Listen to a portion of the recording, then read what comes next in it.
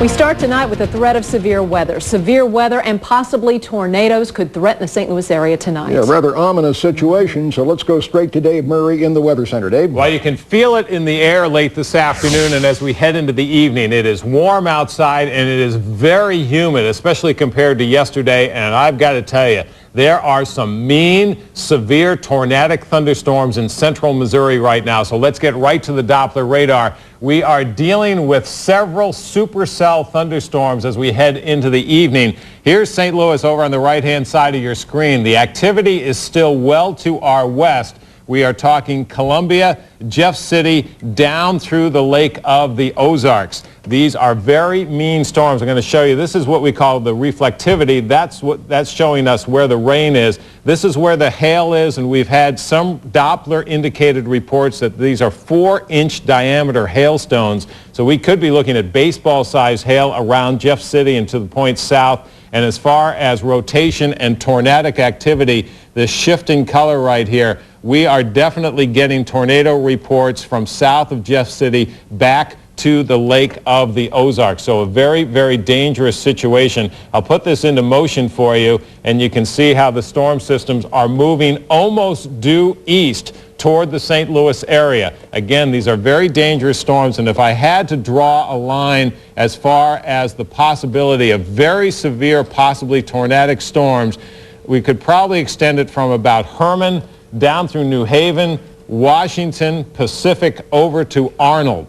That area and points south, you need to be very, very alert tonight as we head into the evening. So we're talking Gasconade, Franklin, portions of St. Louis County, Jefferson County, Crawford County, Washington counties in Missouri. You will be in the line, and the first folks who will be in the line of this storm system will be Gasconade County. So we're talking Herman, Pershing, Stony Hill, and Drake. Again, the stuff is moving towards the St. Louis area, and it will eventually work its way into the Fox 2 News viewing area. Let's go to the big view with the regional radar, and we'll show you what's going on. And you can see the big cluster of supercells here, and there is more activity kind of sitting out to the west, too. But let's just worry about this supercell in central Missouri right now. It is definitely producing hail, high winds, extreme lightning, and possible tornadoes with this system. We will definitely keep you up to date throughout the newscast. If you are planning any outside activity this evening, stay alert to what the sky is looking like.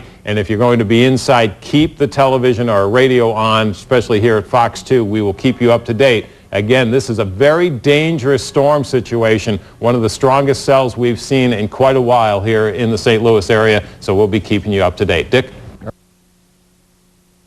Good evening to you. The bi-state bracing for what could be another night of severe weather. A tornado reported to touch down in Mount Sterling and Gasconade County, south of Herman. For the very latest, here's our chief meteorologist, Ken Earhart. Ken. All right, Larry and Donna, we are going to go right to forewarned Doppler radar and show you where the storm is. This is a monster. And one thing I want to get out of the way here so I don't forget to tell you this. Even if we don't talk any more about tornadoes beyond the warnings that are in effect, even if one doesn't touch down, this is a life-threatening storm in regards to the very powerful winds and large hail that it is generating. It has a history of generating damaging winds. It's torn the roof off of structures as it's moved across central Missouri and now into eastern Missouri. So again, even if we don't talk about any more tornadoes on the ground, this is a very powerful, very dangerous storm. The storm right now is moving to the east through Gasconade and into western portions of Franklin County. What I'm going to show you now is the Doppler radar display that shows us where the rotation is. And right there where you see these two colors,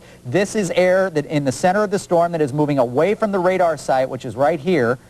And this is air that is moving toward the radar site. Right in here is where we have a circulation. And I'm sorry, I got that backwards. It's actually this is the air that's moving away from the storm, or away from the radar site and toward. We've got a counterclockwise circulation at the center of this right in here, and that is the most dangerous portion of this storm, as you can see in the high reflectivities at the center of the system. And that is where the threat is. This storm continues to move to the east at about 40 miles per hour and will be moving through Franklin County and possibly portions of southern St. Charles County as well. So we're going to have to watch for that. But the warning in Gasconade County remains in effect until 6:30, and the warning for Franklin County remains in effect until 6:45 this evening. Again, the storm moving east and will probably be affecting the St. Louis City metropolitan area before too much longer as well. Let's take a look live right now from Sky Zoom 4, which is over the Eureka area, trying to stay out ahead of the storm. Look at the striations in the clouds overhead. We've seen some mammatus clouds, which are many times an indication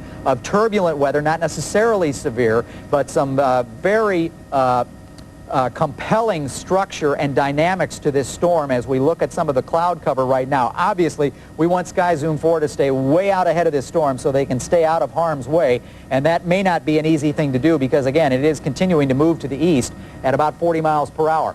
Now, we have a tornado watch in effect. We actually have 2 watches now. They've issued an additional watch for eastern Missouri and western Illinois. The first watch remains in effect until 7 a.m. The second one, east of that white line that you see, is in effect until midnight tonight. And there is more showers and thunderstorms, or there are more, where this came from, and they're moving into the Pierce City area, unfortunately, right now. In Nevada, Missouri, we've also had reports of tornadoes on the ground there.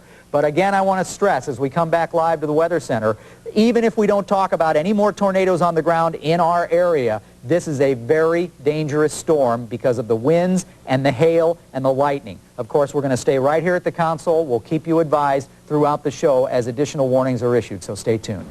Thanks, Ken. Obviously, again, at any point, we'll switch you right back to Ken. Powerful, severe thunderstorms and flooding attack the region just mainly south of the St. Louis area. Still not done. I'll have your latest update for you. First tonight, severe damage is being reported in parts of the Fox 2 viewing area because of these powerful storms. The hardest hit area may be the DeSoto area of Jefferson County. We are getting numerous reports of destruction there, and just moments ago, we are told emergency crews rescued several children who were trapped inside the Vineland Elementary School in the DeSoto School District. They are all okay. We are also hearing from DeSoto residents who say their homes are demolished and other nearby buildings have collapsed. Also a concern tonight, the Union area.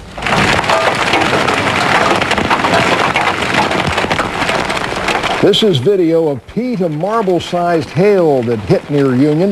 The town just got battered. We have crews across the area. We're working to get these live reports to you from these hard-hit areas. Sometimes it's difficult because of the weather conditions, but stay with us. We're covering as much as we can for you. But for the very latest on the weather situation right now, let's go to Chief Meteorologist Dave Murray. Dave? All right, dangerous severe weather tonight, as expected, mainly just south of Metro St. Louis. We've had tornadoes. We've had 80-mile-per-hour winds, large hail, lightning, and wild clouds. I want to update you on the warnings right now. We have tornado warnings that are in effect for Washington County in Illinois until 9:30, Randolph County in Illinois till 9:30, Perry County in Illinois till 9:30, and Perry County in Missouri until 9:30. Also severe thunderstorm warnings in effect till 9:45 for Iron and Madison counties in Missouri, mainly to the southeast and south of St. Louis. Let's go to the Doppler radar. Lots going on. The real severe activity right now is basically in this line,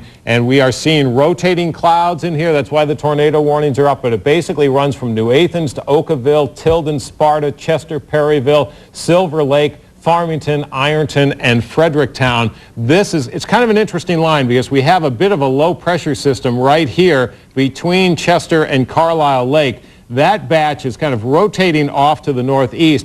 The rest of this line is dropping off to the southeast. So there's a lot of turbulence in the clouds from the St. Louis area south and southeast. As far as what's going on underneath these rain shafts, we do certainly have some hail that's left over. This is a look at rotation in the storm. We see a little rotation down in Madison County, also some rotation in Iron County. That is certainly a possibility. We're seeing some rotation around Randolph County, Washington County, Perry County in Illinois. So anywhere in this region, some rotating clouds and the possibility of tornadoes. As far as hail is concerned, it's dropped out a little bit. We're still seeing the possibility of up to golf ball sized hail, mainly in Illinois now, between Chester and Mount Vernon and Waterloo, kind of in that triangle. That's the most intense as far as hail is concerned. One other thing that I want to show you is rainfall amounts. This is a look at rainfall amounts across the area. You can see the focus of the rain has been south of St. Louis, especially in this band right here, anywhere from 3 to 4 inches of rain in about a 3-hour period. Union, St. Clair, Catawissa along Highway 50, flood warnings are in effect. You saw about 4 to 5 inches of rain right in here. Little blue area pops up. That's where some flooding is certainly going on. Also flooding expected along the Merrimack River the next 2 days because of all this rain. The water should go up over Marshall Road in Valley Park by late Thursday and into Friday morning as far as flooding is concerned. Around the St. Louis area, we're hearing thunder, we're seeing some lightning, but it's mainly just a rain situation around St. Louis. In fact, speaking of the lightning, check out this lightning associated with this. This is amazing stuff. As we've been talking about all night long and even during our early newscast, the storm systems, you can barely see them coming because the atmosphere is so thick with haze and humidity. So this stuff just kind of pops right on top of you. You won't see a lot of warning as far as lightning is concerned.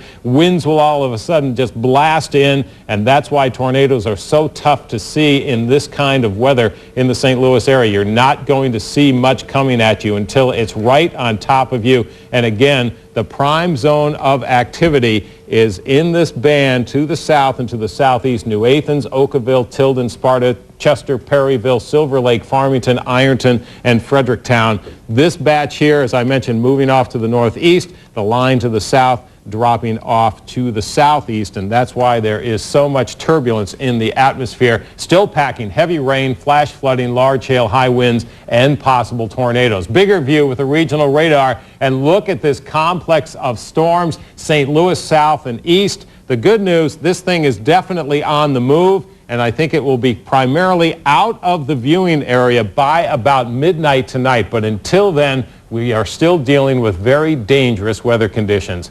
These continue to be very mean storms for about 3 more hours. We, of course, will keep you up to date. Dick? Dave, we'll get back to you. We mentioned right at the beginning of the newscast that the most serious damage we found so far is in DeSoto, where a school actually had damage and children were trapped there. A roof had collapsed. Let's go to Fox 2's Nancy Pasternak, who is live on the phone in DeSoto. Nancy, what can you tell us about those kids who were rescued? Well, those kids are doing okay at this time, Mandy. As far as we know, there are no injuries. We were talking with them. They looked fine. They were actually, some of the guys were playing basketball in the gym when one of the janitors ran in there, told them, "Come on, guys." They went down in the locker room and stayed down there, and then they described some very loud noises. They said the wind was roaring. All of them did as they were told to do, and shortly after that, they heard the roof caving in. We were in there. We went into the gym, and you can see there's bricks everywhere. There's debris. Now, here on the streets, there are just tree after tree down. We saw trees on cars, trees on houses. When we were driving here all along the highway, all the billboards were bent in half, some of them. We didn't hear as much about hail down here, but right now what they're dealing with the most is flooding. A lot of the creeks here are overflowing, and we saw cars that have water up to their windows at that point. And right now, the ones crews are going to get to these people because of all the trees and some of the lawns down. Okay, that's Nancy Pasternak in DeSoto. Normally we'd bring you a live television picture from DeSoto, but because of the weather conditions, it is dangerous to put up our equipment to transmit the live picture to you. We hope to get that for you a little bit later on, but right now it's just too dangerous to do that. The community of Union we mentioned in Franklin County, very hard hit, heavy rain, high winds, hail. Our crew on the scene there came across a tree snapped in half. Parts of Highway 50 underwater near Prairie Dell Road. Hail battered vegetation, homes, and cars. One man they talked to swears he saw a tornado. You could see some twisting and turning in there. You could see that definitely the winds was coming to that. And like I said, you could feel the swirl. And then marble-sized hail was coming down, if not golf ball-sized hail. And that's when I came off the hillside. Just one of several people who told our crew they definitely saw a tornado in the Union area. Our crew there has pulled out and is headed to DeSoto, where we're hearing that most of the damage or more serious damage is located. Well, Sky Fox was right up there riding with the storms as they moved toward the St. Louis area. Meteorologist Chris Higgins reported from Sky Fox and brought us pictures like this massive lightning strike over downtown St. Louis and ominous-looking clouds indicating an unstable atmosphere. These were seen in eastern Franklin County. Again, we have a lot of reports of damage in Ditmer, in the DeSoto area. area. We got a phone call from one man who said his house was totally knocked off the foundation. We'll have live reports for you from the DeSoto area coming up in just a few minutes. And joining us now live on the phone, we have retired Metro West Fire Chief Jim Silvernail. Chief Silvernail's been keeping a close eye on what's going on with all the storm damage tonight. Chief Silvernail, can you hear me? Yes, I sure can, Mandy. Can you tell us, we understand that rescue crews from St. Louis City and County were being sent to DeSoto to help out with all of the damage and some of the rescues going on there. What do you know about that? Yes, they have. They sent 6 heavy-duty rescue squads from the St. Louis County area, and at the present time, St. Charles County has moved up a number of rescue squads to put in a staging area in Eureka so that if they're needed, then they will respond down there also. And Jefferson County has sent many, many rescue squads in that area. So in areas, a lot of these areas are rural. We're getting calls from people who are in their homes. They're trying to get through to law enforcement. There's just simply too many calls and not enough people to get to all of these areas, right? This is really a problem because you can only take so many calls before the phone lines get jammed, and in a lot of cases the phone lines go out. So you just got to hope that you can get somebody there or through the word of mouth or through law enforcement or other means.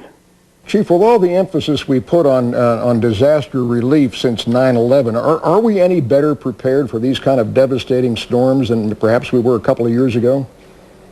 Dick, I don't believe so. I believe there's a lot to learn about these storms. We're still having a lot of injuries. We're still having a lot of fatalities. And I think we need to put more emphasis on what is really a viable place to go to. I mean, as you well know, the Armory, they lost 1 or 2 people there in one of the cities down in the Springfield area. So I think we have a little bit of homework to do on natural type disasters. Yeah. Chief, also, can you tell us about a report that we're hearing of a house that has ended up on top of a barn in the DeSoto area?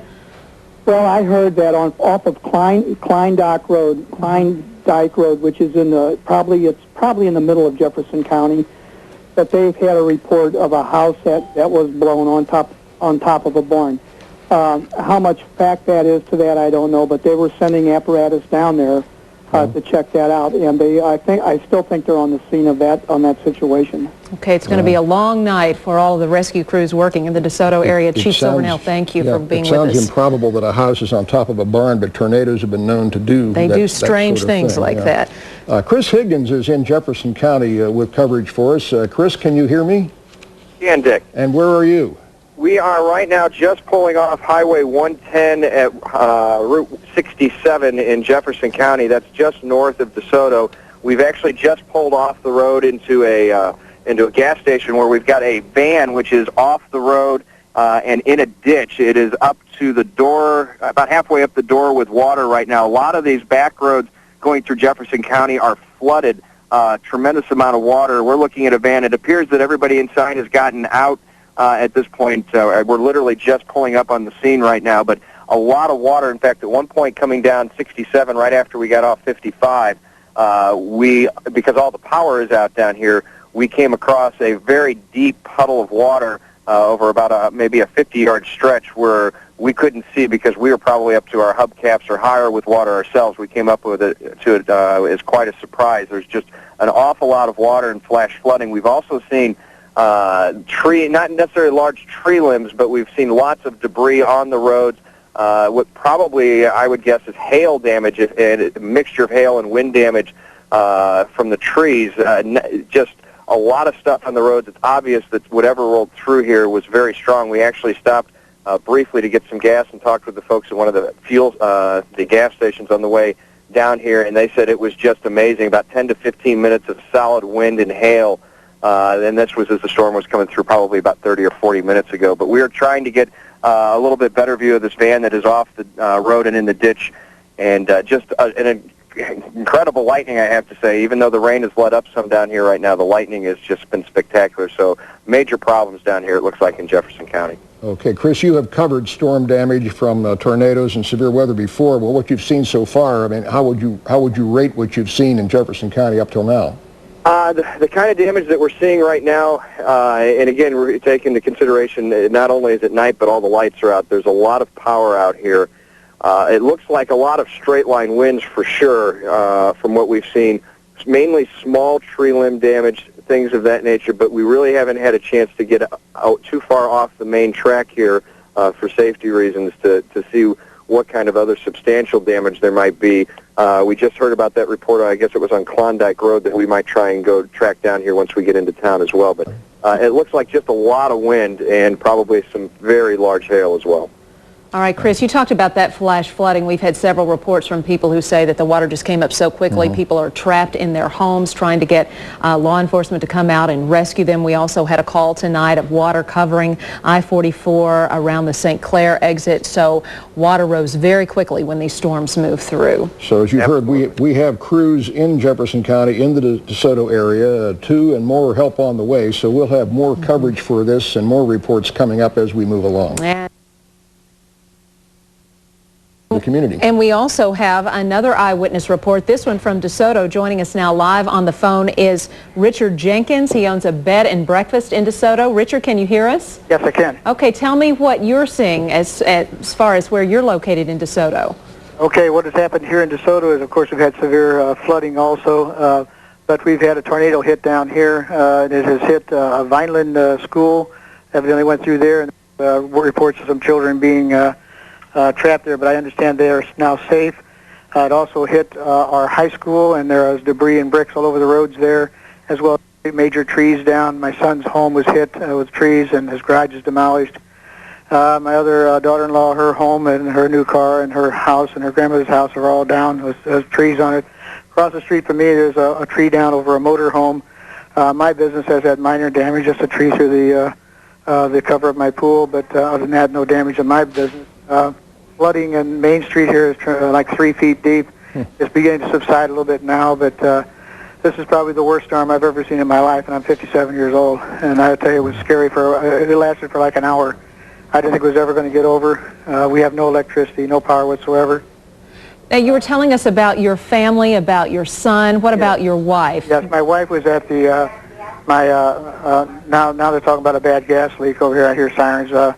But my wife was at the AmVets Hall playing bingo there, and a flash flood came through there, and they had to walk out of there in waist-deep water. Many of the cars were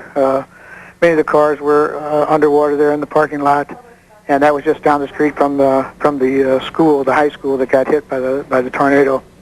So it looks like we don't have any idea of the extent of damage here, but I'm sure that when we get some daylight and we can see, it's going to be pretty devastating. But your family is okay as far as you know. My family is safe. I've got a hold of all my family, and I got my kids down here. My grandchildren are out of the house that was hit with the tree coming down, but they were in a closet inside the home when the trees all landed on their home. They survived that. Thank God, for that. What a frightening ordeal for everyone. Very severe damage, and he mentioned the children trapped at the school. In case you weren't with us earlier, our reporter Nancy Pasternak at the scene says that none of them were injured. All the children who were in that school are safe and okay tonight. The roof collapsed, but they were all okay. They were all rescued. But a very busy night in the DeSoto areas. We're getting calls from people reporting damage in that area. We will have the latest and tonight's top story. For the second time this week, severe storms sweep through Missouri with pounding rain and hail, winds whipping, and flash flood waters rising. You're watching News 4 St. Louis, where there's always something extra. Good evening, everybody, and thank you for joining us. We still have some severe weather warnings for parts of the bi-state. Let's go right now to Chief Meteorologist Ken Earhart for the Forewarned Weather Center latest update. Well, the good news is that all the tornado and severe thunderstorm warnings have expired, and forewarned Doppler radar indicates that we still have very heavy rain, high winds, possibly some hail moving across I-57 from Mount Vernon southward through parts of Marion and Jefferson, Washington, and Perry counties in Illinois.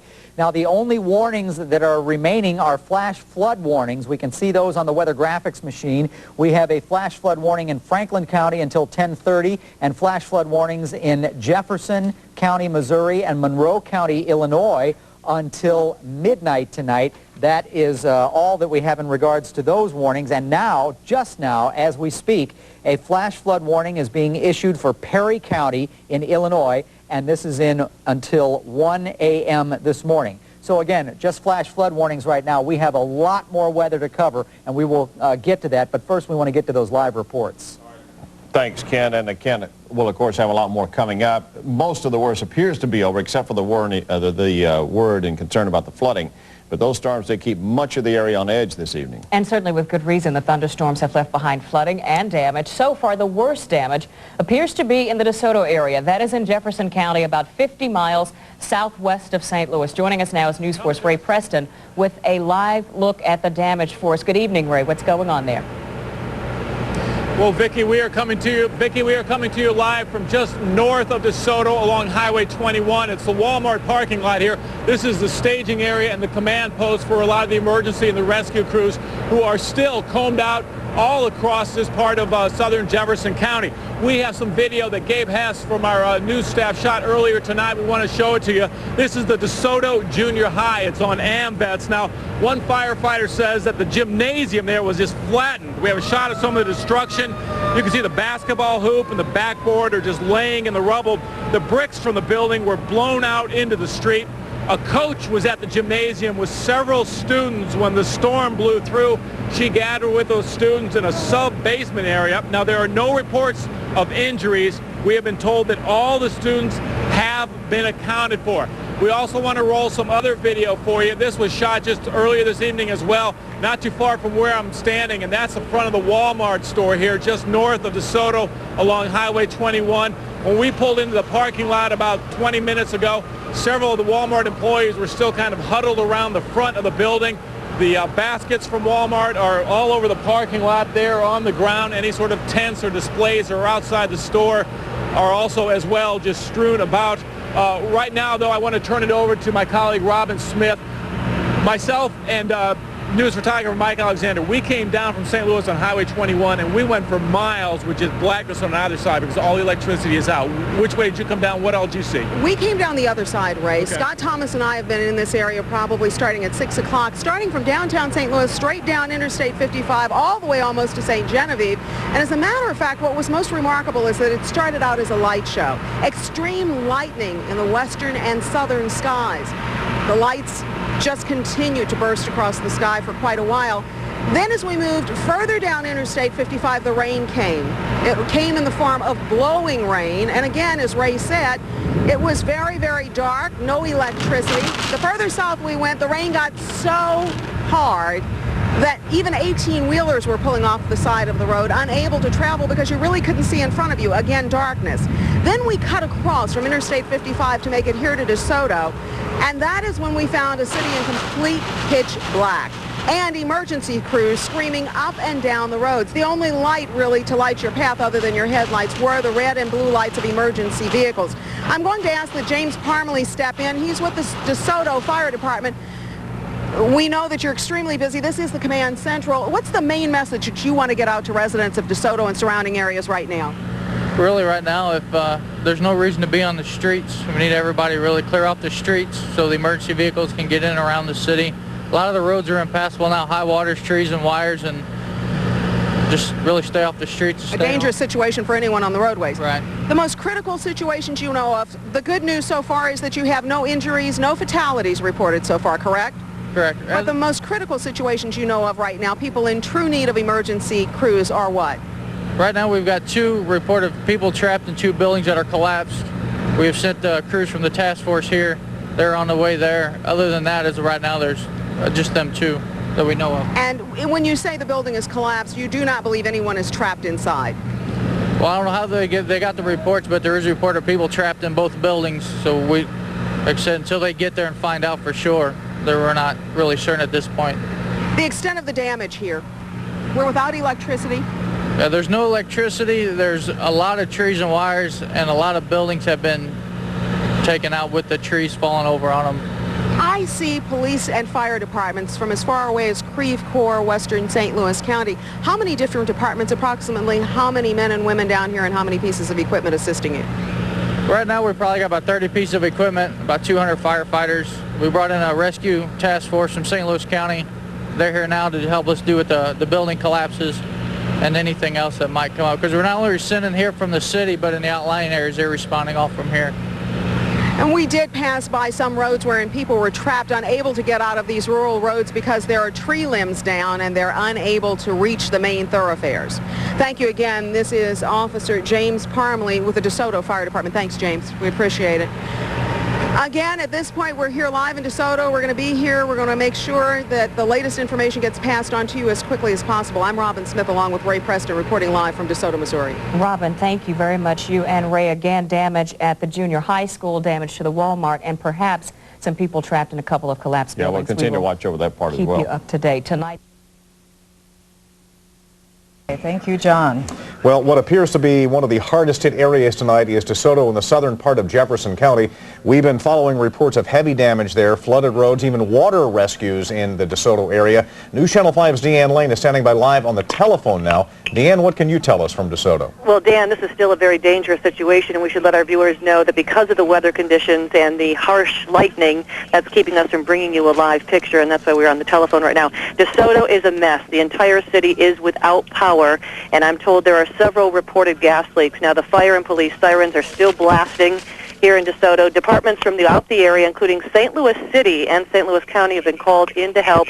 As I mentioned, the city of DeSoto is without power. The major problem within the last hour has been flash flooding. I'm told of a major rescue at Highway P at Victoria Road, and also we need to point out DeSoto Junior High, a rescue there as well. We're told part of that building has collapsed. All along Highway 21 between Hillsborough and DeSoto, it looks like someone just took a buzzsaw and just chopped down these beautiful giant trees. They're toppled along Highway 21 and some of the side roads, along with power lines, so they're concerned about that. We've seen some work crews out there trying to clear some of the debris, try to get some of those trees out of the way. Right as you're coming into DeSoto from Hillsborough, many of the businesses have their roofs off. They're missing windows, a lot of damages to the buildings as well. As I mentioned, no phone service, no power here in DeSoto, so it is really a mess. But this is a story, Dan, that's continuing to develop right now. Right, yeah, we've been hearing reports throughout the city of DeSoto all evening. Deanne, thank you very much. Again, a reminder to our viewers, we're unable to bring you a live picture from DeSoto because of the severe weather in the area and the lightning threat in the area. So we are working on that. We hope to have some live pictures from DeSoto a little later on in the newscast. Alarms blare inside DeSoto High School just minutes after roaring winds sent students scurrying for cover. The gymnasium roof blown off. I ran over and got everybody down to the locker room. And as soon as we got down there, it just seemed like the whole school came down on us. It was so loud. The DeSoto Dragon Pit now wet and in shambles. There was stuff falling and the roof was, you could see it hitting the roof downstairs. It was just noisy. What was going through your head? I don't know. I was scared. The storm was selective. At DeSoto Faith Assembly, their sign, a wall, knocked down. At the junior high, a fence, a brick wall, and a roof blown off. The trees outside didn't stand a chance. Rushing water turned AMVET Post 48 into a lake, and at Schnucks on Highway 21, heavy water damage and grocery items tossed in the aisles. Oh, it sounded like a train. Yeah. What did you guys do? Well, we had to run to the back, into the cooler. We stayed there until it got done. On the heels of the tornado's destructive path, fire crews from around the region pour in. Spread out, there's probably 30 pieces of equipment, probably 150, 200 firefighters here. And shortly after the storm, police also had their hands full protecting people's property and also businesses like this small bank that lost its roof and its front wall. It did not appear any money escaped.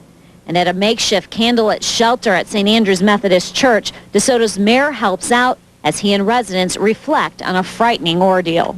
No power, and a lot of fantastic people from the surrounding areas have been coming in to help us out, and there's trees just all over. I don't know, but I just thank God that we all got out safe.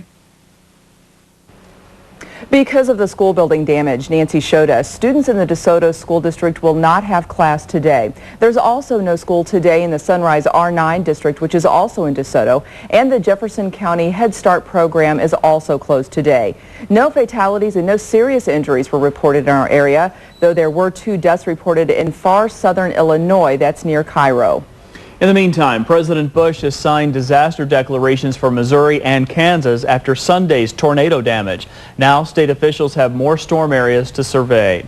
Missouri Governor Bob Holden plans to tour the DeSoto area at 10:30 this morning. He's already called out 10 Missouri National Guard troops for security in DeSoto. As the storms approached last night, Fox 2 meteorologist Chris Higgins was following their progress. New this morning, he shows us some of the flood damage in Jefferson County. The water was rising almost as fast as the rain was falling in DeSoto Tuesday night. In the blink of an eye, flash flooding began to swallow up many of the roads leading into and out of town. We came across this scene along Highway 110 near Haverstick Creek. The driver of this minivan lost control and went flying into the ditch. Luckily, other than a good scare, everyone got out safely. In town, it was more than just rain. The winds, lightning, and hail were terrifying. She's got water in her basement, up ankle deep or a little bit more, and it's not running out at all. We've got big trees down, got power lines down. Have no idea when they're going to get electric back to her. Just a few blocks away, John Miller and his family waited out the storm in their basement, hoping there would be something left when it all finally ended. It lasted a good 15 to 20 minutes, and whenever it lightened up a little bit so that you could start to see, we went out and started surveying the damage. We kept hearing things hit the roof of the house, and they were large tree limbs and things. Work will continue through the night and into the daylight hours, and it's also going to take the daylight hours to figure out just how widespread and how bad this damage really was. I'm meteorologist Chris Higgins. Back to you in the studio. All right, Chris, thank you. All right, well, we did not get tornadoes, but the St. Louis Metro was hit by strong winds and rain. Hardest hit was the town of DeSoto in Jefferson County. Fox 2's Rocky Madden continues our live team coverage in our first story at 5:30. Good morning, Rocky. Good morning, Sandy. I want to show you some of the destruction right here behind me. We're in a residential area here in DeSoto, and you can see the force of the winds right here. Broke off this limb, and then as we pan over, you can see it land in these people's home right here. We're going to talk to her in just a moment. First, Fox 2's Nancy Pasternak has put together a piece showing all the devastation from last night. Alarms blare inside DeSoto High School just minutes after roaring winds sent students scurrying for cover. The gymnasium roof blown off. I ran over and got everybody down to the locker room. And as soon as we got down there, it just seemed like the whole school came down on us. It was so loud. The DeSoto Dragon Pit now wet and in shambles. There was stuff falling, and the roof was, you could see it hitting the roof downstairs. It was just noisy. What was going through your head? I don't know. I was scared. The storm was selective. At DeSoto Faith Assembly, their sign, a wall, knocked down. At the junior high, a fence, a brick wall, and a roof blown off. The trees outside didn't stand a chance. Rushing water turned AMVET Post 48 into a lake, and at Schnucks on Highway 21, heavy water damage and grocery items tossed in the aisles. Oh, it sounded like a train. Yeah. What did you guys do? Well, we had to run to the back into the cooler. We stayed there until it got done. On the heels of the tornado's destructive path, fire crews from around the region pour in. Spread out, there's probably 30 pieces of equipment, probably 150, 200 firefighters here. And shortly after the storm, police also had their hands full protecting people's property and also businesses like this small bank that lost its roof and its front wall. It did not appear any money escaped. And at a makeshift candlelit shelter at St. Andrew's Methodist Church, DeSoto's mayor helps out as he and residents reflect on a frightening ordeal. No power, and a lot of fantastic people from the surrounding areas have been coming in to help us out, and there's trees just all over. I don't know, but I just thank God that we all got out safe. And joining me now live is Jan Spear here in DeSoto. You live in this home here behind me. You weren't home. Where were you? I was at the junior high gym. And taking cover. Taking cover. I picked up my two kids from track, and that's whenever the alarms went off and they brought us in, and then later the gym caved in, and we were underneath the gym at first, and then we got out when the water started coming in and got to the other end of the school. The coaches did really good getting us all out. Now, your husband needs dialysis. He was home at a time. What did he tell you when this tree hit the house? He said that the whole house shook, that it scared him really bad, and then the power went out, so he didn't know that the junior high was being hit in the high school. Now, you asked our photographer, Bob Hughes, to give you a hand with your husband this morning. How is he doing? It wasn't because of the storm, the dialysis problem. I mean, he doesn't have the equipment at home, but he was having trouble getting through the limbs? Yes, he's very weak. When dialysis, when you first started, it gets you very weak. So he's been very ill, so I had to have help getting him out of the house to get there. Well, thank you very much for talking. Good luck to you. And Jane tells me that she has gone to the American Red Cross and is seeking help there right now. Sandy?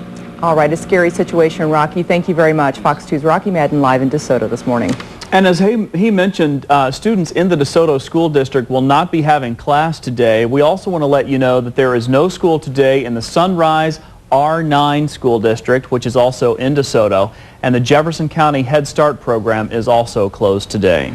Emergency workers have been up all night working out of command posts they set up in DeSoto. Fox 2's Lynn Cousins continues our live team coverage from there. Lynn, good morning again. Good morning, Sandy. Let me go ahead and explain where I'm at. I'm at the Central Command, which is off of Highway 21, where there's a Schnucks right behind me. This is a giant parking lot. And then there's a Walmart off to my left over there. You probably can't see it. It doesn't look like there's much damage from the outside, but you can certainly see a lot of tired firefighters from all over the place. 200 firefighters have been out working, clearing debris all night, checking houses, making sure medically everyone is safe, and at least 30 fire departments from all over Missouri and the surrounding area have been working all night. Let's go ahead and show you some of this video, though. According to an official from Governor Holden's office, they deployed 10 Missouri National Guard troops for security purposes because, again, the electricity is still out. Crews are just around the corner from us, electrical crews are around the corner from us working to get the electricity back on. But again, the governor did call in 10 Missouri National Guard troops for security purposes, and the governor later on this morning is going to be with state officials and the State Emergency Management Agency to assess the damage in this area. When we have more, we'll bring it to you. Back to you. All right, Lynn, thank you. Lynn Cousins live this morning in DeSoto. We should also mention, we said that the DeSoto School District is closed today. It is closed for the remainder of the week as well.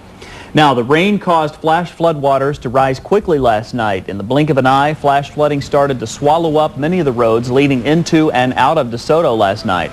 Along Highway 110 near Haverstick Creek, the driver of a minivan lost control and went flying into the ditch. Luckily, other than a good scare, everyone got out safely. Good morning, I'm Art Holliday. And I'm Jennifer Blome. Thank you for waking up with us today. It is Wednesday, May the 7th. More storms spawned tornadoes last night, and the aftermath is devastating. Hardest hit is DeSoto in Jefferson County. Kim Hibbs begins our team coverage live at the command center there. Kim? Well, good morning, Jennifer. Good morning, Art. We will not know until later on if indeed it was a tornado that moved through DeSoto about 7:30 last night. A team from the National Weather Service is expected in here this morning to begin the investigation into whether it was a tornado, perhaps a microburst, or a straight line wind. So again, we'll know that a little bit later on. What I can tell you, at least some good news to pass along. No fatalities from this particular storm. There were several people that were injured. None of those injuries was serious, though. Now, again, the system moved through about 7:30 last night. Strong winds, and it left behind quite a mess. Take a look at some of the video. Downed trees everywhere, and many of those downed trees pulled down power lines. In fact, all power, all gas, all water is now out to the 6,000 DeSoto residents. The junior and senior high school complex sustained heavy damage. In fact, the gymnasium is totaled after the roof collapsed. In fact, all schools in the DeSoto School District are now canceled the rest of the week. Several buildings were also damaged. The Allegiant Bank is missing its roof as well as one of its walls. At least 4 homes were completely destroyed. Many, many, many other homes were damaged. Heavy rains also caused a problem. Small creeks left their banks and flooded area roads. Now it's just a waiting game to see what dawn brings.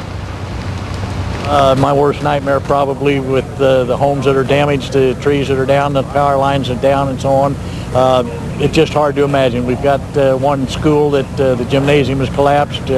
We're just not sure what we're going to see when the daylight hits. The Ameren UE's already here, the gas company's already here, and we're hoping to be able to see what's going on. We're going to have the National Guard helping us out. Governor Holden's going to be in around 10:30 to assess the situation. FEMA's going to be in to help us and provide us with some assistance and try and put our town back together again. And by taking a look at some of the damage, it's going to take quite a while to put the town back together. I want to talk more about the junior and senior high school complex for just a moment. The damage up there is extensive. As a matter of fact, there was it was kind of some good fortune to go along with that particular story. As a matter of fact, let's let Cordell Whitlock tell that story. Now the wall's laying out there. What used to be the DeSoto Junior High gym is scattered across the street. Bricks, an exit sign, and a basketball goal. There's about 50 of us. Jan Spear was in a shelter under the gym just before strong winds toppled the walls. Shortly after, Spear and students from the track team escaped. We heard this big boom, boom, boom, and we got out of the gym and ran down to the corridors, and the gyms collapsed when we got out. Wind strong enough to break bricks into pieces also toppled this tractor trailer on Main Street. Vineland Elementary was also hit. A shattered air conditioning unit in the parking lot joined by roof tiles a few feet away and shattered windows. I was just glad I wasn't upstairs where I could hear it. Judy Drews didn't see the storm thanks to emergency warnings. The tornado sirens started going off, and they'd gone off. As soon as they started going off, we went to the basement. We've got one room that's all concrete. Cleanup has already begun around Judy's home. We've got 5 huge trees in our yard. We don't have a tree left that's got a top in it. Jan Spear is smiling because she's alive. It'll be a night I'll never forget, but you know, what kills you doesn't make you stronger, so God takes care of us all. Cordell Whitlock, News Channel 5. Now, of course, the storm, or I should say the storms, moved through many counties in and around the St. Louis area, and there were some very tense moments last evening near Richwoods, Missouri, and my colleague, News Channel 5's Jeff Small, has more on that story. Jeff? Well, good morning, Kim. A lot of thankful people there in Washington County because in Richwood, Missouri, there were no injuries and no deaths reported after what could have definitely been an explosive situation. Really, right now, the main problem is how to deal with trees blown all across the town.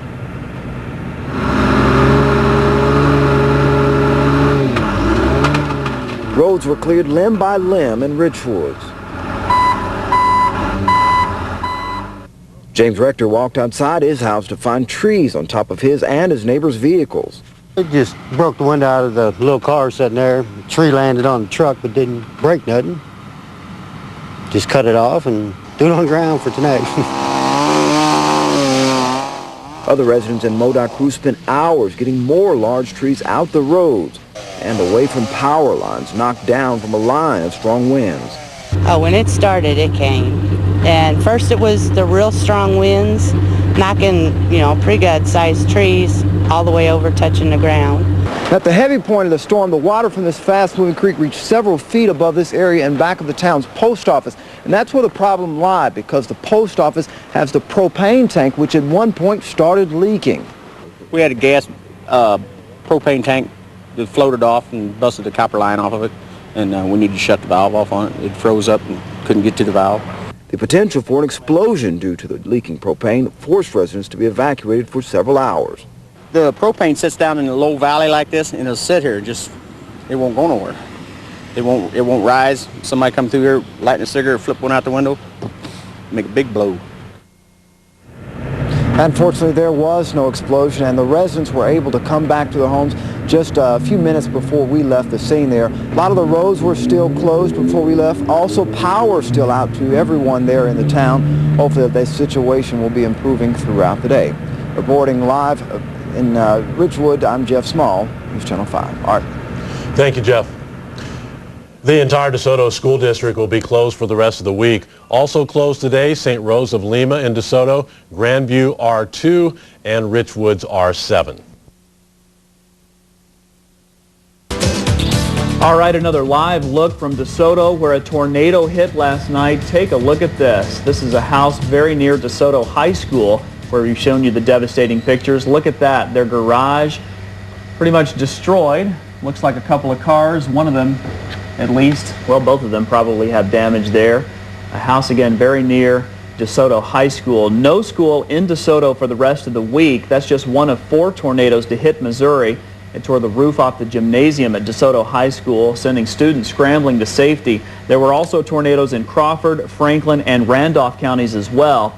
Governor Bob Holden has sent in the National Guard to help out there, and the governor plans to visit DeSoto just a little later this morning. This storm not only brought high winds, but rising floodwaters. One man was rescued when his minivan was nearly washed away in a swollen ditch near DeSoto.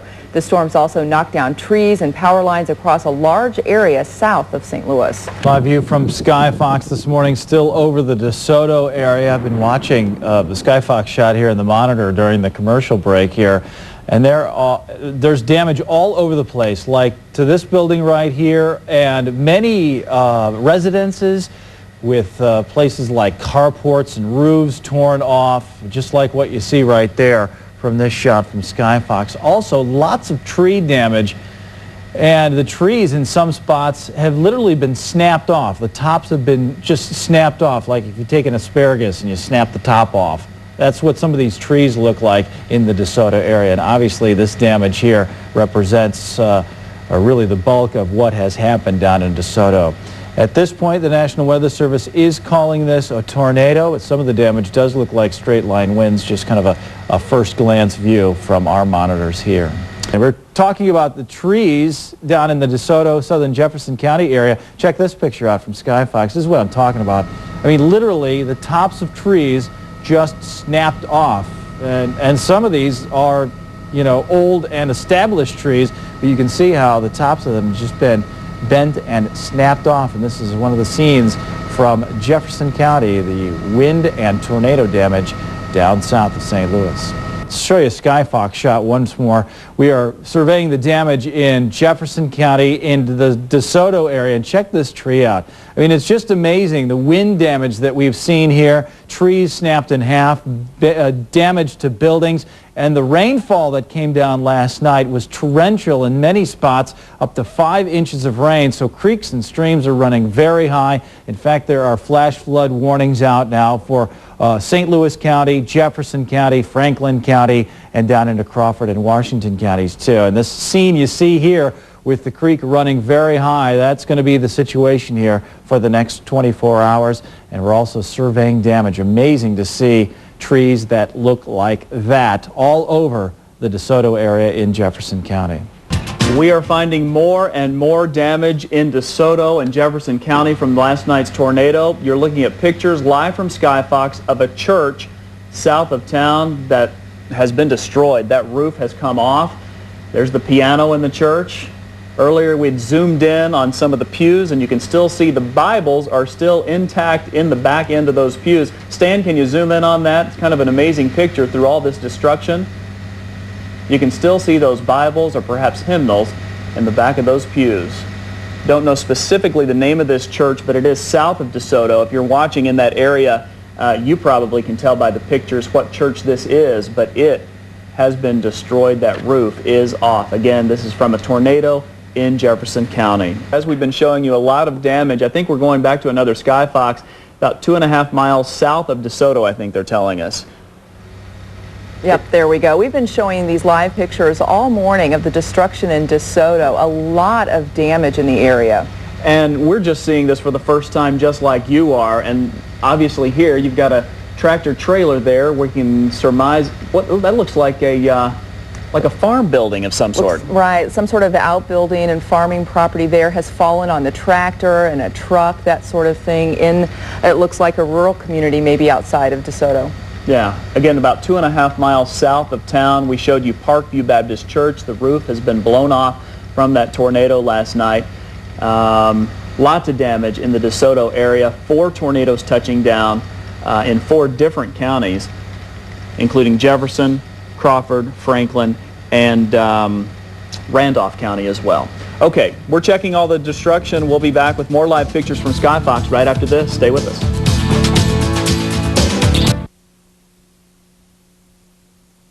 We've got quite a bit of destruction all over town. The wires are down all over town. The trees are down. Travel is impossible at this time. High winds and rain slammed DeSoto, damaging the school, homes, and businesses. Fortunately, no reports of any deaths in this latest round of severe weather. Thanks for joining us. I'm Jennifer Blome. I'm Art Holliday. The National Guard is in Jefferson County this morning. Hardest hit from these storms, DeSoto. That's where we find News Channel 5's Kim Hibbs. Kim? Well, good morning, Art. The National Guard, as a matter of fact, just arrived about 2 or 3 hours ago, and they were greeted by firefighters from throughout the area, the St. Louis area, as far away as Richmond Heights, Maryland Heights, Creve Coeur, just from throughout the St. Louis area. Now, it's actually some anxious moments for those people who live in DeSoto. The sun is now coming up, so this will be the first chance that residents have the opportunity to take a look around and see exactly what damage was caused by last night's storms. I can tell you that 6,000 people remain without power, without water, and without gas. All those utilities were shut down when those storms moved through at 7:30 last night, and I can tell you that those storms really pummeled this small community. The junior high gymnasium took the brunt of the storm. It was completely destroyed when the roof collapsed. It was a roof as well as a wall that came tumbling down at Allegiant Bank, and several homes were also destroyed by the high winds. Huge trees didn't even stand a chance, nor did the merchandise outside the local Walmart store. One of the worst disasters we've had. We had some 15 or 20 years ago, we had a tornado in DeSoto, but didn't do near the damage that this one has done.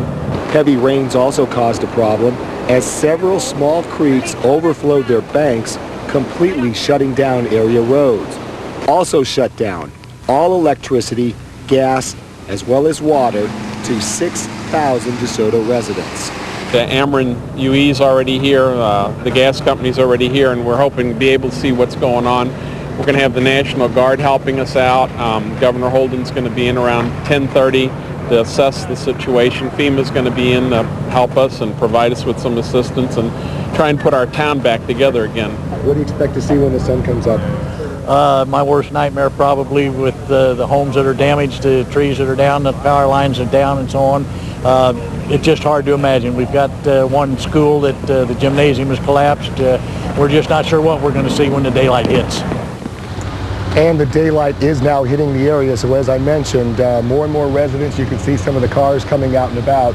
More and more residents are out to survey the damage from last night. One other note, Art and Jennifer, as I send it back to you, members of the National Weather Service will actually be in DeSoto today trying to determine whether or not it was indeed a tornado that moved through the area last night, or straight line winds, or perhaps a microburst, something like that. So we should have more information on that coming up today at News Channel 5 at noon. Until then, we'll send it back to you.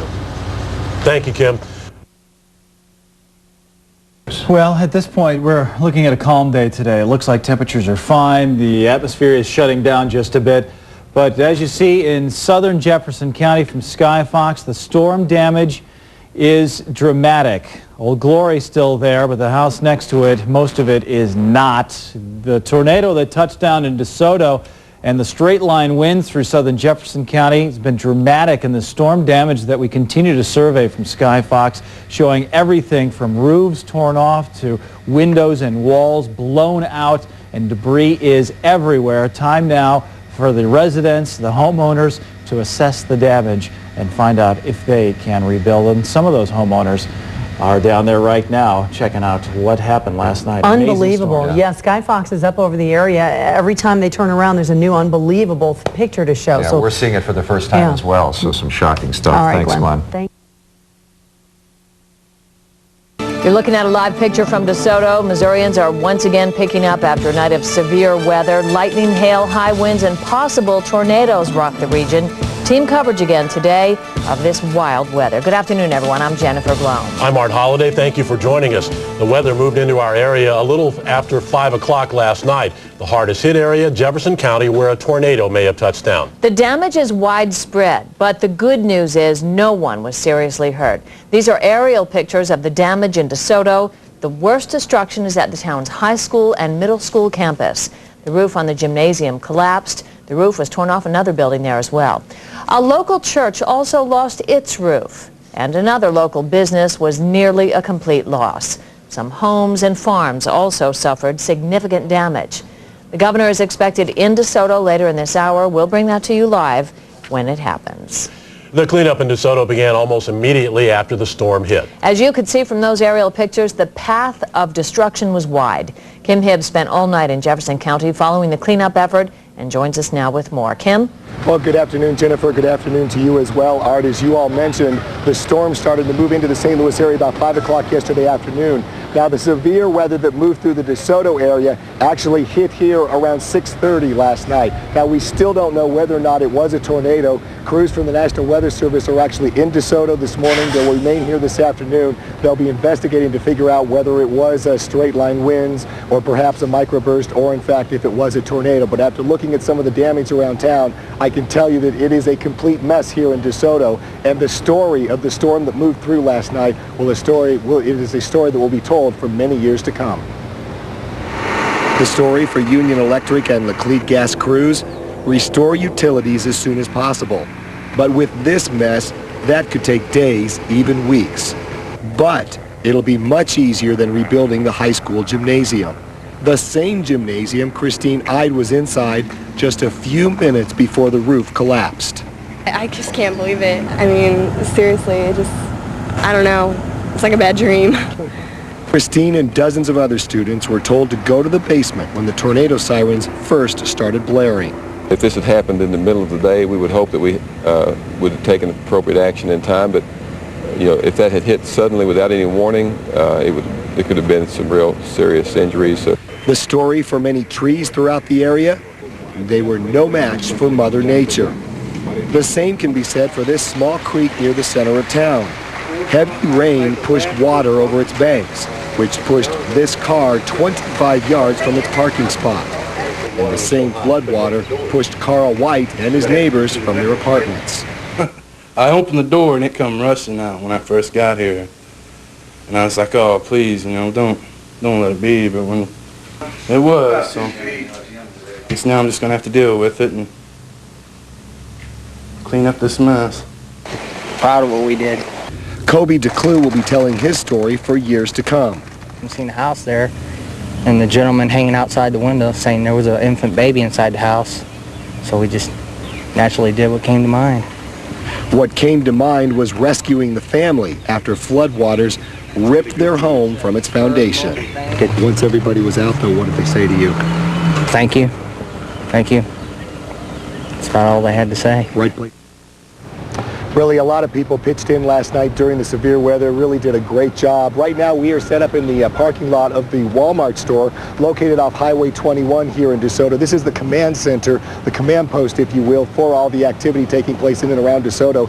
A lot of activity, but believe it or not, it seems like everyone is pretty much in an upbeat mood right now. They know they have a lot of work ahead of them, but everybody is moving forward and willing to undergo that work, and they're doing it pretty much with a smile on their face this afternoon. Now, backing up to the junior high and the high school complex for just a moment, that area, which is about 2 miles, maybe a little bit less than 2 miles south of where I am right now, that area was really hit hard, and News Channel 5's Aaron O'Neill has more on that recovery down there. Aaron, what can you tell us? Well, you can see a close-up look of the collapsed gymnasium behind me. All that's left are piles of bricks and metal. You can even see one of the basketball nets from the basketball court inside the gym. Now, small crowds of students and parents have been gathering here all morning to get a first-hand look at the damage, and most can't believe their eyes. This was my gym. Ron Rhodes is a physical education teacher at DeSoto Junior High School. Most of his time is spent here inside the school's gymnasium. That is, until last night's storm hit. Been here 18 years, and it's destroyed, so I don't know where we're going to go from here. Although Ron knew exactly where to go this morning, with school canceled for the rest of the week, he traded in his gym shorts and sneakers for his hunting gear. I got an extra day off school, so I went turkey hunting this morning, and I just thought I'd come back by and see the damage. We came by last night and saw it in the dark, but I thought I'd come by and see it in daylight, and just it's just destroyed, so I don't know what our plans are from here on out. The damaged gymnasium became somewhat of a tourist attraction for many DeSoto students. It's unbelievable. I didn't expect this at all. I just expected like maybe a thunderstorm or something. We had a lot of fun times in that gym, like the school dances and everything, with all of our friends hanging out. But now it's terrible. We are now waiting for Governor Bob Holden to arrive here at the school for a 12:30 news conference. He's been touring the damage all morning and will decide whether to request federal disaster assistance for the area. And we, of course, will bring that news conference for you live. In DeSoto, Aaron O'Neill, News Channel 5. Thanks, Aaron. Governor Holden is going to be in DeSoto in about 30 minutes. He is expected to ask for federal aid to help the victims of last night's storm. Someone else who could also soon visit the storm-ravaged area, Congressman Richard Gephardt. Well, I'm trying to get an assessment on.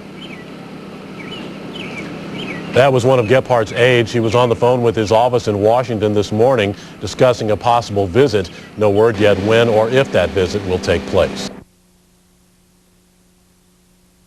DeSoto was one of the hardest hit areas in last night's severe weather. Today, people are picking up the pieces after last night. We head back down to Jefferson County now and check in with Kim Hibbs for an update on the cleanup effort there. Kim? Well, Jennifer and Art, once the sun finally came up this morning, photojournalist Jeff Wilson and I had a chance to leave the command center here, located right off Highway 21, and drive around the area and take a look at some of the destruction that occurred because of the storm that moved through last night. And as you can imagine, we saw lots and lots of destruction. It was really kind of overwhelming. But then we ran across one neighborhood that reminded us of a neighborhood back in the St. Louis area. It's like the Webster Groves of DeSoto in this area. Lots of trees. Lots of trees. Lots of trees. And many of those trees ended up in Winnie Elligood's yard during last night's storm, including this 150-year-old English elm, one of the oldest in town. I often sat there on our back porch and wondered what kind of history that tree had seen. And the tree that is now history almost landed on that porch, which is attached to Elligood's house. I was so thankful, just so thankful, because he spared us. It landed perfectly. Perfectly in between the house and the garage, in and around everything in Elligood's yard, including the bird feeder, ceramic frog, and Winnie the Pooh statue. You know, we're very fortunate not to have sustained major damage. It was so amazing, June Agers just had to snap a picture and share a story about how the tree had been spared once before. Well, years ago, whenever they poured the sidewalk, they poured it around the tree so they could save the tree. And you got bids on that yet, or? And even the man who wants to chop up the tree wants to build up its legacy. I'd say they're pretty lucky. I mean, it would have definitely crushed the house, that's for sure. Elligood feels the same way, even though she did lose her favorite tree. Like everything else, it's just stuff. It's the people that are important. It really is an amazing story, because if you look around the house, look around the garage, there was not one broken pane of glass on either the house or the garage. And really, Art and Jennifer, it's kind of a breath of fresh air with a lot of the destruction that we have seen in and around the DeSoto area this morning. Let's send it back to you. Thanks, Kim. Good afternoon. I'm Robin Smith. Thank you for joining us. Our top story, residents in Jefferson County are assessing the damage at this moment after straight-line winds and microburst ripped through their area.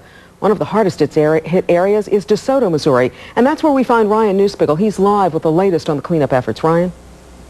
Robin, if you can believe it, I'm actually standing in the pulpit of Parkview Baptist Church in DeSoto. This is where some 100 families worship every Sunday. Today, though, as we widen up, you see nothing but damage after the storm. In front of me, a large stained glass window destroyed, punched out by winds. The pews soaked by rain. And as we pan up, you can see just the sheer power of this storm. The roof is gone, and that is why many here are praying that the rain holds off here today, this afternoon. Tuesday evening, that storm blew the roof off the 17-year-old sanctuary at this church. The church secretary and her husband were huddled inside the basement, but they escaped without injury. But unfortunately, the same cannot be said about the building itself. After the roof was stripped off, rain poured inside the sanctuary, soaking the walls, carpet, and pews. The church pastor says he's hoping the rain misses his church today. He's hoping there's no repeat, although he says the damage may already be done. Just soak everything more, which would damage the walls. You can't get much worse as far as the carpet and pews are soaking anyway, but it would probably hurt the walls more. So then they're considering putting a roof over, just temporary sheet metal type thing just to protect it more, but that's in the works as we speak. We're hoping that the weather will stay to the north of us as it has been, but right now, with everything we've got going on, the last thing we need is more heavy weather. And all around DeSoto, residents are scrambling to tarp up their homes, battening down the hatches, fearful of more water damage heading their way. And speaking of water, a boil order is in effect in town until noon tomorrow. Still much of DeSoto is without power at this hour. And finally, I can tell you that I just talked with a member of the church. They say that they're going to be scrambling here in a few hours to try and tarp up this entire roof in case the rain does arrive here a little bit later on this afternoon. They're going to try and protect what they have here in their sanctuary. Robin, back to you. Yeah, and hopefully prevent further damage. That's Ryan Nispickle reporting live in DeSoto. Thanks a lot, Ryan. But first tonight, a desperate search for a missing mother of three believed to have been swept away by flash flooding near DeSoto. As people worked into the night, cleaning up debris at the smashed DeSoto Junior-Senior High School and picking up whatever they could salvage at this church, a family got the word out about their loved one, the first person reported missing since the storm. We have team coverage tonight from DeSoto, beginning with Fox 2's Lynn Turner. Lynn, what's the latest? Mandy, still plenty of damage to clean up here in DeSoto tonight, but for the family of that mother of three, obviously a more pressing matter. Tonight, authorities trying to figure out, did she walk away or was she washed away? It's called Calico Creek, a usually quiet stream made angry by several inches of rain. Tuesday night, up to 3 feet of water sweeping through the front and backyards of this mobile home. The yellow patch of grass right there, that's where the car was parked for about 2 months. The fast-moving water swept away an old car that sat on the front lawn. 25-year-old Mary Richards was home at the time, but hasn't been seen since. Where the home is located near the creek, it's possible that just due to the river or the creek rising that it washed her car away. We're not sure, but we are checking on the well-being of her. Relatives who live next door say Mary ignored storm warnings, refusing their offer to take cover in a storm cellar. Instead, she told them she planned to join her husband at a neighbor's house. To get there, she'd have to cross this section of road flooded by the swiftly flowing water. I've been worried all day that the guy down here where the creek goes in the river said he heard screaming last night about 9:30, and I've been just sick all day thinking that she got washed down into the river. Search crews spent the afternoon combing the creek and the nearby Big River. They found the missing car half submerged a few hundred yards from the missing woman's home. Now, just within the past few minutes, Jefferson County Sheriff's authorities telling us that they have had what they consider a confirmed sighting of this woman, not near the creek, but at a store in Festus. They say a friend of the woman says that she saw her there, although authorities have not been able to make contact with this woman to make sure that it is indeed this mother of three. So the investigation and the search for this mother does continue tonight. As for the three children, we should point out that they were not with their mother when those floodwaters swept in and near the home. All three of the children are okay tonight. Mandy. All right, Lynn, thank you. It is meant to be one of the most important days in their daughter's life, and that's why a Festus couple is frantically trying to regroup from the storm damage to prepare for their daughter's wedding. Fox 2's Nancy Pasternak continues our team coverage to show the many obstacles the family is facing. Nancy? Well, Dick, fortunately, the couple's church, Redeemer Lutheran, is going to be okay for the big day. You can check it out here. This is really the only damage here, a few displaced trees. Now, the bride has been sick all week long, and to make matters worse, wind and water damage are now threatening every other aspect of the big event. I've got a driveway on the other side of the house where my boat's parked, and my boat is presently wrapped around a bridge pillar back behind those trees. Marty and Debbie Pinson's backyard barbecue for their daughter's rehearsal dinner in jeopardy, thanks to flash flooding that swept the bride's car off the driveway and had bridal gifts floating through the couple's Festus home. Hugs and kisses, it said Mike and Amanda, and all in hugs, candy, and it's soaked. All of it's just ruined. The couple's home is in ruins, wet and muddy, and so far not covered by insurance. But the Festus police officer is most worried right now about his 20-year-old daughter Amanda's big day. It was bad enough the bride is recovering from illness, and now this. When I saw her walk in this house last night after we finally got a chance to come back in, it broke my heart. To add to bridal trauma, this is where Amanda is getting her dress and tuxes. The bridal garden in DeSoto got smacked by Mother Nature. Part of the roof is gone, the store filled with debris. But a moment of good luck. The store owner says Amanda's gown is in good shape, packed, pressed, and ready to go. And the tuxes are due in Thursday. We want them to go have their day. regardless. I mean, it's not our fault, but it's certainly not theirs either. Right. So the ribbons may be wilted, the greenery soaked. This family is determined not to let Mother Nature spoil the big day. Come hell or high water, as they say, I'm going to have this wedding for my daughter on Saturday. And as they will, Festus police officers are helping one of their own. They're helping out the family, taking up a collection. Anyone wanting to help with this is asked to contact the department at 636-931-3646. And I probably should mention, Dick, any other brides out there that have their dresses at this store, they say all of the dresses for this weekend and the prom tuxes are all going to be okay. Well, that's good news anyway. Well, thank you, Nancy.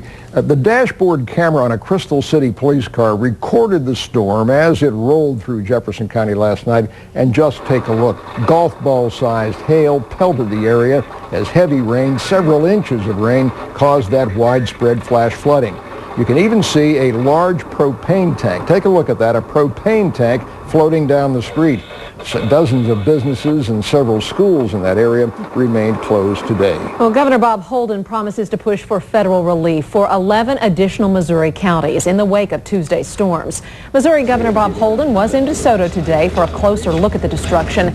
Several homes, businesses, and the high school suffered significant damage. Debris and trees litter the ground, and many areas are suffering from flooding, which has caused extensive power outages.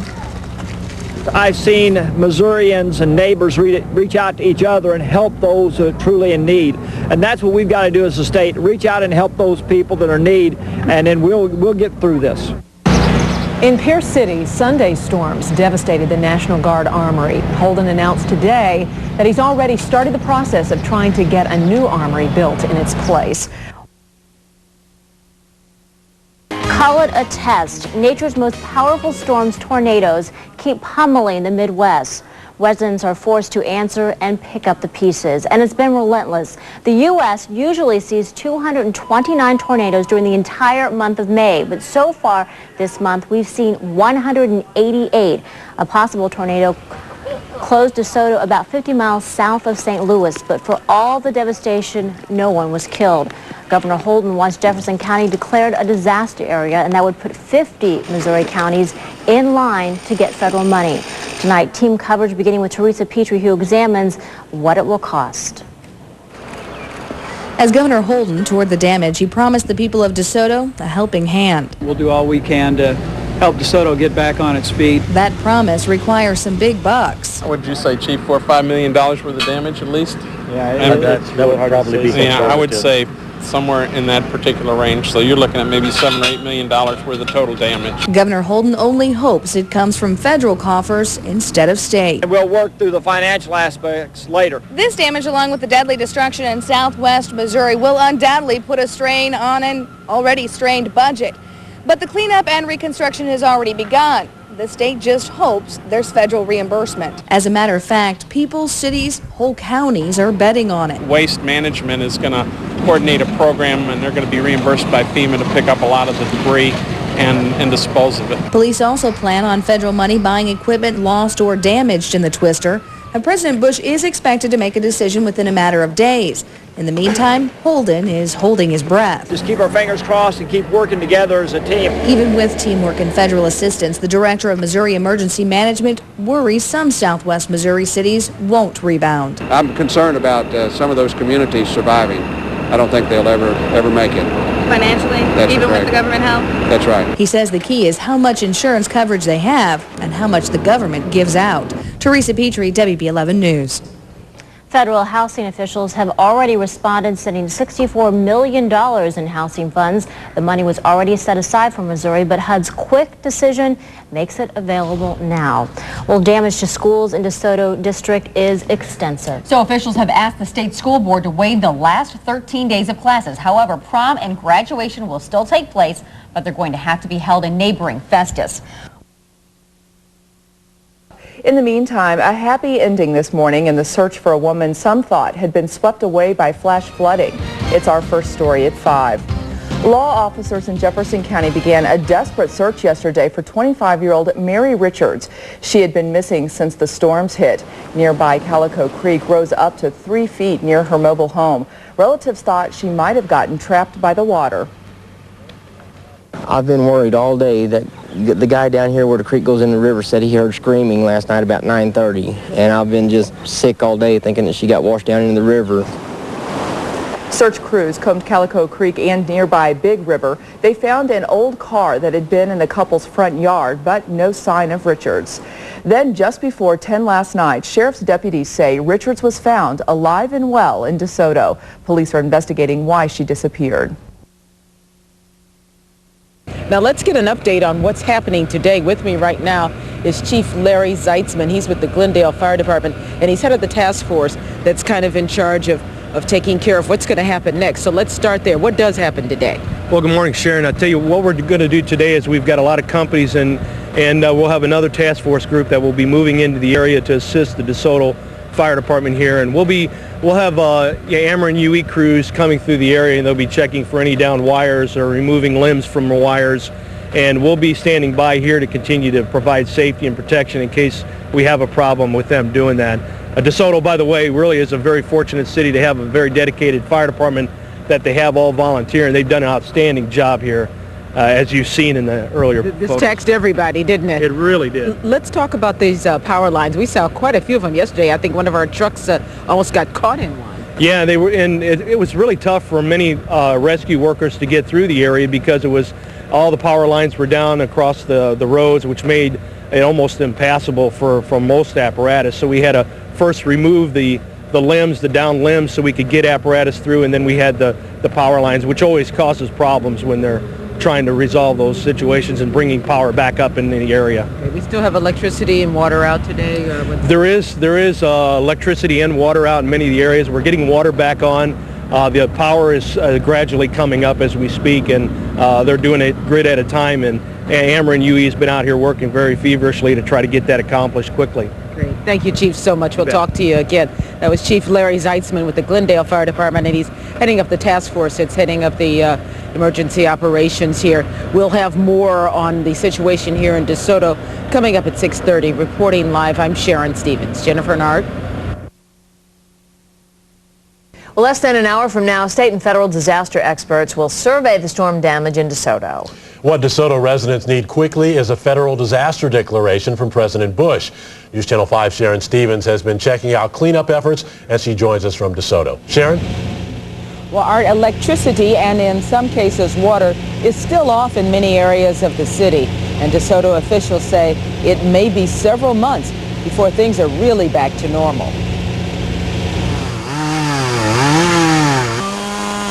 For these workers, a slow winter has turned into more work than they can handle. Uprooted trees and tree limbs are everywhere in DeSoto. We started at 6, and last night, most of the company worked till about 10 p.m. last night. Generators are in use all over town, helping to fuel power. Ameren UE crews are reclaiming uprooted telephone poles and trying to repair power lines. Bill and Betty Davis are anxious to repair their house, including a hole in a bedroom ceiling caused by a wind-blown tree branch. We built it in '60, and we lived in it 5 years and sold it and moved to Hillsboro. The Davises stayed away for 2 decades, then returned to DeSoto and repurchased this house. We're getting to be 77 and 78 this month, and we're too old to move again. We've moved 28 times in our 56 years of marriage. So you're going to stay here? We're going to stay here. We know how well it's built since it weathered that storm. Well, it'll weather any storm. And we found a lot of people who said that. We've lived here a long time. We're not going to move. We'll just try to get things repaired. Now, just a reminder, the public schools in DeSoto will be closed for the remainder of this week. There will be an announcement on Sunday. The superintendent of schools says by early evening as to whether schools will be open again on Monday and maybe next week, or whether it's all over for this school year. We'll find out then. Reporting live from DeSoto, I'm Sharon Stevens. Back to you, Art and Jennifer. Thank you, Sharon. Flooding washed another DeSoto family's home 50 feet off its foundation. It's a lot of shock. It's like a movie. It's a bad movie. But I got my family, so that's all that matters to me. Jason Crawford's wife, 4-month-old son, and brother-in-law were in the house when it happened. The house got pinned against a neighboring business. Jason's wife and brother-in-law had to pass the baby through the window to one of the workers at the business. Everyone got out safely. Jefferson County tonight, the cleanup continues in the area ravaged by storms Tuesday night. Fox 2's Len Turner is live near DeSoto. And Len, is any progress being made? Yeah, a little bit, Dick. Tonight, we do know that this storm cut about a 10-mile wide path of damage. We're standing right now in some of the worst of it. This mobile home absolutely flipped upside down by the storm. Tonight, the cleanup here continuing after what one of the survivors says was the scariest 10 minutes of his life. For some families, picking up the pieces will be almost impossible. This mobile home ripped from its foundation, tossed upside down, everything inside destroyed. A family who lives here now staying with relatives nearby. This used to be a barn. The damage just as dramatic and cleanup a monumental task for Dan Myers, his daughter and wife. It was just unbelievable. I mean, the mess that just left it just unbelievable. It's like a bad nightmare. Couldn't believe it happened to me. The storm tore through the family's backyard, their century-old barn reduced to rubble. Oh, we had our ATVs in here. We bring a little four-wheeler in here. This massive garage ripped into sharp metal shreds. And I hear this roaring sound in the storm sent wind and water right through Michael Blank's bedroom and bathroom. A wind so strong, it ripped off an interior door. There was just rain and leaves and everything coming through this doorway like. And that's when I tried to hold that other door, and it blew it all right off. Blank's son Shane also caught in the storm. He was one of a dozen basketball players practicing inside the high school gym. The teens escaping just seconds before the roof collapsed. Not even 20 seconds before I walk in, the door just slams behind me, and the ceilings start cracking and falling in, and water's just pouring down in there. It sounds like rockets going off. Back live now tonight, power and phone service restored to some parts within the city of DeSoto, but we are about 5 miles outside of town. This area and other outlying areas in Jefferson County hit by this storm probably will not have power at least for the next 4 or 5 days. Dick. Still a ways to go on the cleanup. Thank you, Len. And it could be several days, too, before Missouri finds out if Jefferson and several other eastern and southeastern counties qualify for federal disaster aid. When disaster strikes, federal financial assistance can be crucial to a small town on a tight budget. Federal emergency representatives toured the area today, and DeSoto city leaders made sure they got an eyeful. We're doing a kind of a preliminary assessment, and they're going to report back and determine whether or not a federal declaration will be awarded to this area. If it is, then there will be assistance available. But for now, it's a little premature to say. Now, assistance has been requested for 11 area counties, but it could be several days before a federal decision is made. A DeSoto area man is missing. He hasn't been seen since those severe storms ripped through the bi-state area Tuesday night. Dennis Butcher works at Maplewood, and police believe he had to drive through some of the worst weather to get home. Now fellow church members in DeSoto are fearing the worst. News 4's Ray Preston is live from the church in DeSoto, which also sustained quite a bit of damage in Tuesday night's storm. Ray. Yeah, it sure did. You can see some of the damage there behind me. You know, some friends of Dennis Butcher are gathered here in the parking lot right now. In just a few moments, they're going to be leaving to hand out more of these flyers, put them up around the area. They're hoping that you can help find him. At the Parkview Baptist Church, they're not only cleaning up from the storms, they're now dealing with a missing church member. 42-year-old Dennis Butcher has been missing since Tuesday night, the night the storms blew through. Well, I'm chairman of the deacons here, and he probably should be chairman of the deacons. Wade Chereau says Butcher is an Army veteran and father of 2 boys. Easygoing, well-liked. Friends describe him as straight-laced. Full of integrity, and he's the kind of guy that, you know, he just doesn't do these things, doesn't disappear without letting somebody know, especially his family, very close to his wife and kid. Butcher was driving his green 93 Ford Escort wagon with Missouri license plate 915 DSG. Maplewood police say while it's possible his disappearance may be linked to the storms, they really don't know, and they can't rule out foul play. But, you know, anytime you're doing an investigation, you obviously don't want to have tunnel vision, so we can't rule out anything at this point because we're still gathering information. It could be one of 20 different things that lead us in one direction, but, you know, at this time we're consuming the information we have, and as soon as we can nail down a certain path, then we know we need to go that route. Now, friends say that Butcher was known to pick up hitchhikers, give them rides, and also to help out people on the road.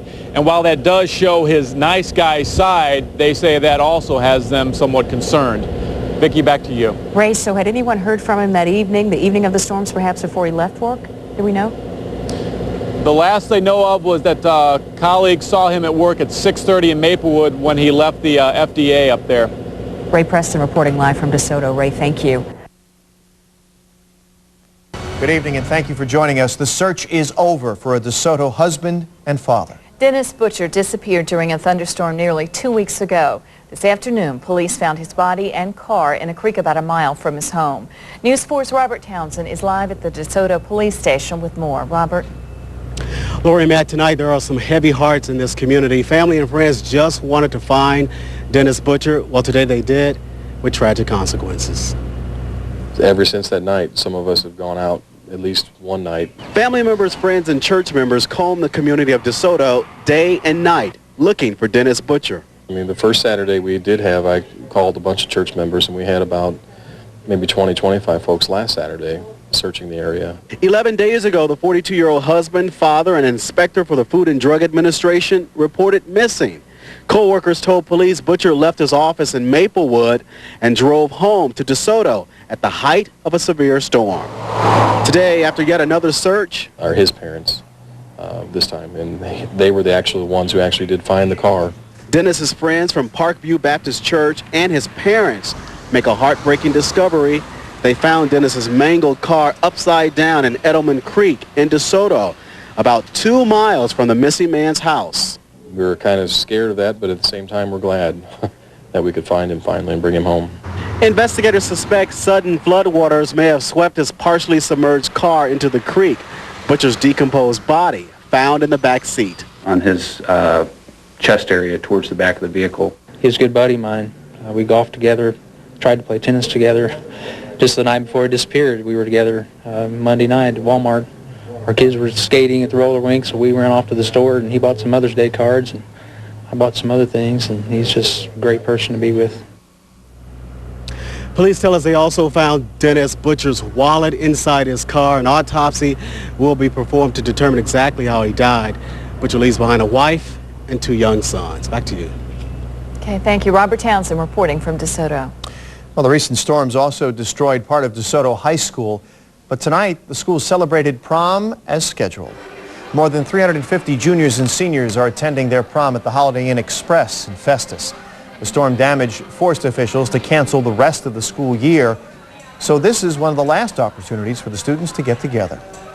A lot of my friends are seniors this year, and you don't get to spend the rest of the year with them. You don't get to say goodbye to them. You don't get to have those last-minute pictures. You just have to kind of deal with it. Excited that tonight is kind of our last night together, all of us seniors. I mean, we didn't have closure with our class, so tonight's kind of closure with all of us, class of 2003. The class of 2003 will graduate on May 31st at Jefferson Community College in Hillsborough. A special moment in DeSoto, Missouri tonight as high school seniors got diplomas nearly a month after a devastating storm. That storm heavily damaged their school, ending the school year several weeks early. News Channel 5's Jeff Small was at graduation and talked with seniors. Jeff? Okay, I talked to a great group of those seniors just as they were getting ready for graduation. Of course, they were really excited, but also somewhat sad that they didn't get to say final goodbyes until tonight.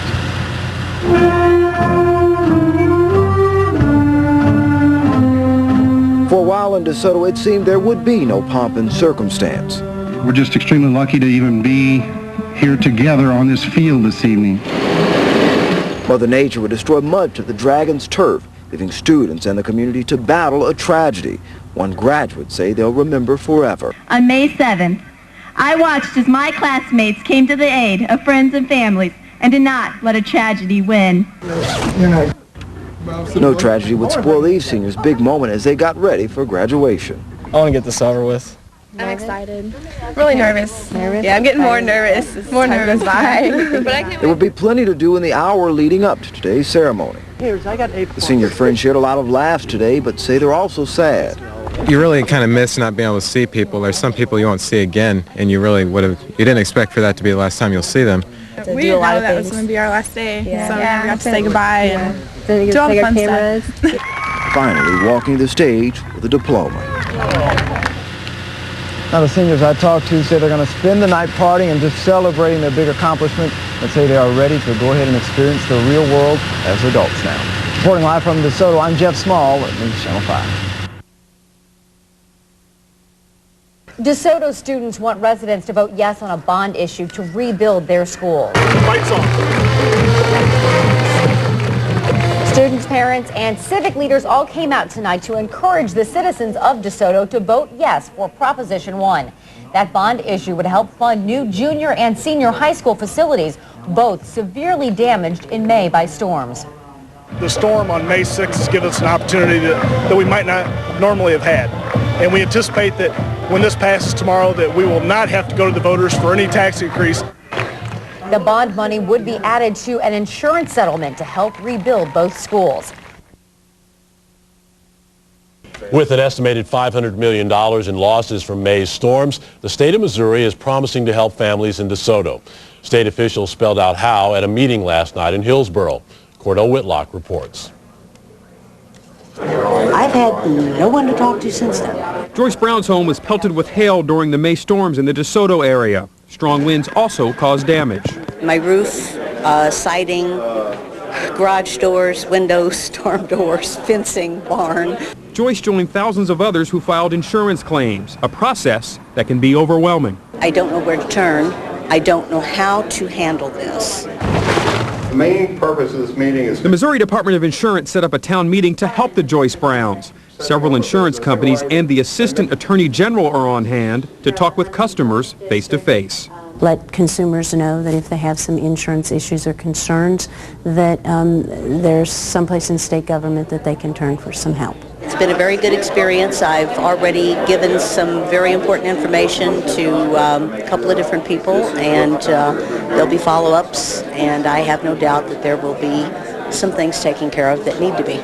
Consumers need to be on the lookout for fraudulent contractors looking to reap the benefits from someone else's misery. Check on the yellow pages, see if they're in business. A lot of the companies that really cause problems are fraud dealers who drive around in pickup trucks, claim that they're in business, and then will leave the area immediately thereafter. I really wish there would have been a much larger turnout, because I know that you don't have 2% of the people here tonight that are having major problems in this area. For Today in St. Louis, Cordell Whitlock, News Channel 5.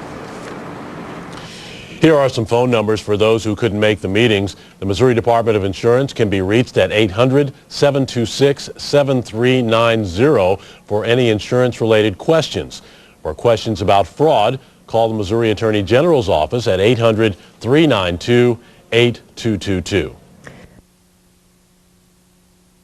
Voters in tornado-damaged DeSoto, Missouri have approved a property tax hike. The school bond issue passed last night with nearly 1,800 votes, 66% to 34%. The measure calls for a 10-cent property tax increase to pay for improvements to DeSoto junior and senior high schools. Both were heavily damaged by a tornado in May. Insurance will pay for those repairs, but supporters say other improvements are also needed.